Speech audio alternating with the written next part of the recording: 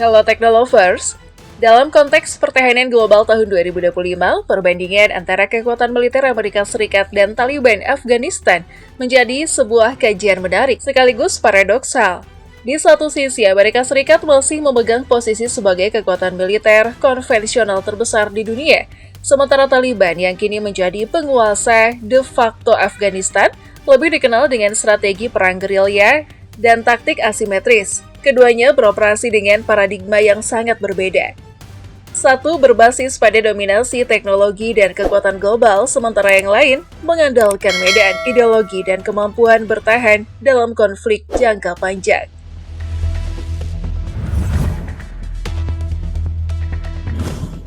Konteks historis dan geopolitik.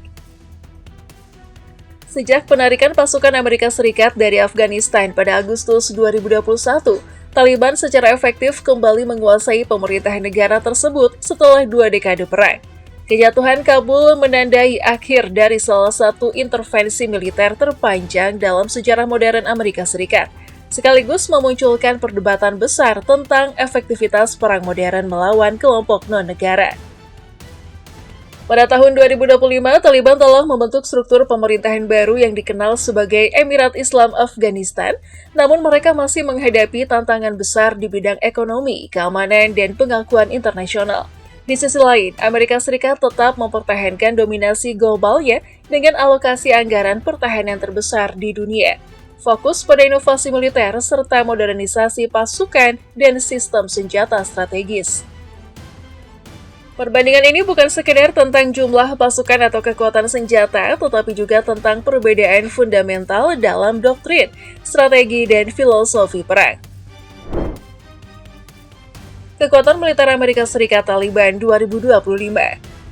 Menurut Global Firepower Index 2025, Amerika Serikat menempati peringkat pertama di dunia dengan Power Index skor 0,0712, menandakan kekuatan militer paling dominan secara global. Sedangkan kekuatan militer Taliban 2025, Taliban bukanlah kekuatan konvensional yang diakui secara resmi dalam sistem militer internasional.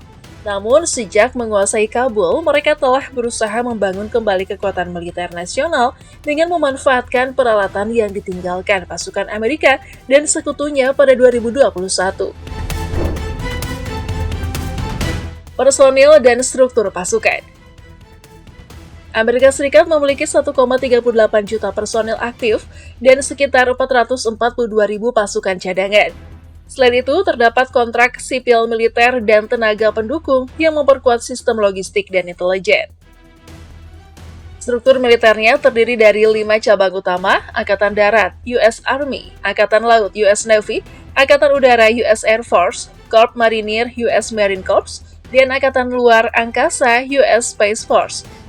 Sedangkan personil dan struktur pasukan Taliban diperkirakan memiliki sekitar 150.000 personil bersenjata aktif, yang terdiri dari pasukan inti, unit keamanan lokal, serta kelompok milisi daerah. Selain itu, terdapat cadangan milisi sipil dengan jumlah tidak pasti yang dapat dimobilisasi saat diperlukan. Pasukan ini kini berada di bawah Kementerian Pertahanan Emirat Islam Afghanistan, dengan struktur komando semi terpusat dan fokus utama pada keamanan dalam negeri, penegakan hukum, serta menghadapi ancaman dari ISIS-K dan kelompok separatis. Kekuatan darat. Amerika Serikat mengoperasikan sekitar 6.612 tank tempur utama, 35.000 kendaraan lapis baja, 1.300 artileri gerak sendiri, dan lebih dari 1.000 peluncur roket jarak jauh. Sistem utamanya meliputi M1A2 Abrams, Stryker, dan Bradley Fighting Vehicle. Selain itu, modernisasi sedang dilakukan dengan pengembangan Next Generation Combat Vehicle atau NGCV dan Robotic Combat Vehicle yang menandai pergeseran menuju peperangan berbasis otonomi dan kecerdasan buatan.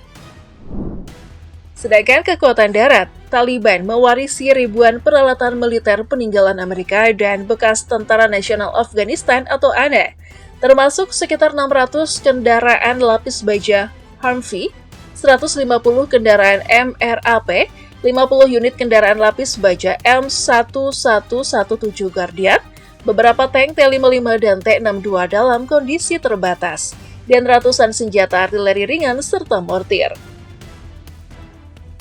Namun, sebagian besar kendaraan berat tidak beroperasi penuh akibat kekurangan suku cadang, pelatihan teknis, dan amunisi. Taliban lebih mengandalkan senjata infanteri ringan seperti M16, AK-47, FN SCAR, serta senapan mesin PKM dan DSHK. Kekuatan udara. Amerika Serikat memiliki 13.246 pesawat militer aktif, jumlah terbesar di dunia, termasuk di dalamnya 2.120 pesawat tempur seperti F-22 Raptor, F-35 Lightning II, dan F-15EX Eagle II, 750 pesawat pengebom termasuk B-2 Spirit, B-1 Balancer, dan pengembangan B-21 Raider. 5.400 helikopter dengan 1.000 diantaranya merupakan helikopter serang seperti AH-64E Apache Guardian.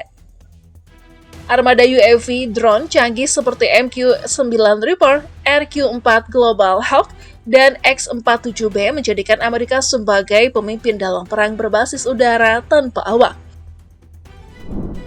Sementara kekuatan udara Taliban secara mengejutkan juga menguasai sebagian kecil armada udara peninggalan bekas pemerintahan Afghanistan, meliputi 40 helikopter terdiri dari UH-60 Black Hawk dan Mi-17, 22 pesawat ringan dan transportasi seperti C-208 Caravan dan A-29 Super Tucano. Namun, hampir semua unit ini mengalami kesulitan operasional karena kekurangan pilot terlatih, suku cadang, dan dukungan logistik. Hanya sebagian kecil yang diyakini masih dapat digunakan untuk patroli terbatas. Kekuatan laut. Angkatan Laut AS mengoperasikan 484 unit kapal perang, termasuk 11 kapal induk kelas Nimitz dan Ford, 22 kapal penjelajah kelas Ticonderoga, 92 kapal perusak kelas Arleigh-Burke, serta 68 kapal selam nuklir, diantaranya 14 merupakan kapal selam balistik kelas Ohio yang membawa rudal nuklir Trident 2D5. Kehadiran US Navy Seventh Fleet di Indo-Pasifik juga menjadi simbol dominasi global Amerika di lautan dunia. Kemampuan nuklir dan strategis. Amerika Serikat memiliki sekitar 5.044 hulu ledak nuklir dengan sekitar 1.700 siap siaga di berbagai basis darat, laut, dan udara. Sistem peluncur antar benua atau ICBM seperti LGM-30G, Minuteman III, dan program Sentinel, ICBM menjadi tulang punggung pertahanan strategis, sementara kekuatan laut dan rudal. Afghanistan merupakan negara tanpa laut, sehingga Taliban tidak memiliki kekuatan maritim sama sekali. Namun mereka memiliki unit rudal jarak pendek dan improvisasi, serta kemampuan pembuatan IED atau Improvised Explosive Device, dan drone komersial bersenjata yang telah digunakan dalam operasi melawan kelompok ekstremis lainnya. Intelijen dan keamanan dalam negeri. Taliban mengandalkan jaringan intelijen internal bernama General Directorate of Intelligence atau GDI yang bertugas mengawasi keamanan domestik dan menekan aktivitas oposisi. Walau terbatas dalam kapasitas teknologi, GDI efektif dalam operasi kontra-insurgensi domestik berkat kontrol sosial dan sistem pengawasan berbasis komunitas. Analisis perbandingan militer Amerika Serikat versus Taliban. Kekuatan personil. Amerika Serikat memiliki struktur pasukan profesional, sistem pelatihan terstandar, serta jaringan logistik global. Sebaliknya, Taliban mengandalkan struktur milisi berbasis ideologis yang kuat dalam semangat juang tetapi lemah dalam sistem profesionalisasi militer. Dalam konteks perbandingan langsung, satuan Taliban tidak akan mampu menandingi unit reguler AS dalam pertempuran terbuka. Namun, dalam perang gerilya di wilayah pegunungan Afghanistan, Taliban memiliki keunggulan taktis karena penguasaan medan dan dukungan lokal. Kekuatan darat. Di medan darat, AS unggul mutlak dalam hal jumlah, teknologi, dan daya tembak. Tank Abrams, artikel jarak jauh, dan sistem kendali medan perang menjadikan pasukan darat AS sangat efektif. Taliban sebaliknya lebih mengandalkan mobilitas tinggi dan taktik serangan cepat atau hit and run dengan senjata ringan dan improvisasi. Kekuatan udara. Kekuatan udara merupakan dimensi di mana perbedaan kedua pihak menjadi paling jelas. Amerika Serikat memiliki armada udara terbesar dan paling modern di dunia, sedangkan Taliban hanya memiliki beberapa helikopter dalam kondisi terbatas. Dalam perang udara, AS mendominasi total, baik dari segi jumlah, kemampuan radar, hingga sistem peperangan elektronik. Kekuatan laut. Taliban tidak memiliki kekuatan laut sama sekali, sedangkan Angkatan Laut AS merupakan tulang punggung global yang mampu memproyeksikan kekuatan ke seluruh dunia. Dengan 11 kapal induk aktif dan puluhan kapal selam nuklir, dominasi Laut AS tidak tertandingi. Teknologi dan intelijen. AS memiliki sistem intelijen global seperti CIA, NSA, dan DIA yang beroperasi dengan dukungan satelit, AI, dan pengawasan cyber. Taliban bergantung pada jaringan informan lokal dan sistem komunikasi manual yang efektif dalam konteks domestik tetapi tidak relevan dalam skala global. Analisis strategis dan doktrinal. Pertandingan ini juga harus dilihat dari doktrin dan strategi perang. Amerika Serikat beroperasi dengan doktrin militer konvensional dan global projection power, sedangkan Taliban mengandalkan doktrin jihad dan perang asimetris. AS menggunakan pendekatan berbasis teknologi dan jaringan aliansi dengan kemampuan untuk melancarkan serangan presisi di seluruh dunia. Taliban di sisi lain memanfaatkan kesabaran strategis, taktik hit and run, serta penggunaan medan dan populasi sipil sebagai elemen perlindungan alami. Dalam konteks Afghanistan, strategi Taliban terbukti efektif karena mereka tidak bertujuan mengalahkan Amerika di medan terbuka, melainkan membuat keberadaan pasukan asing menjadi tidak berkelanjutan secara politik dan ekonomi.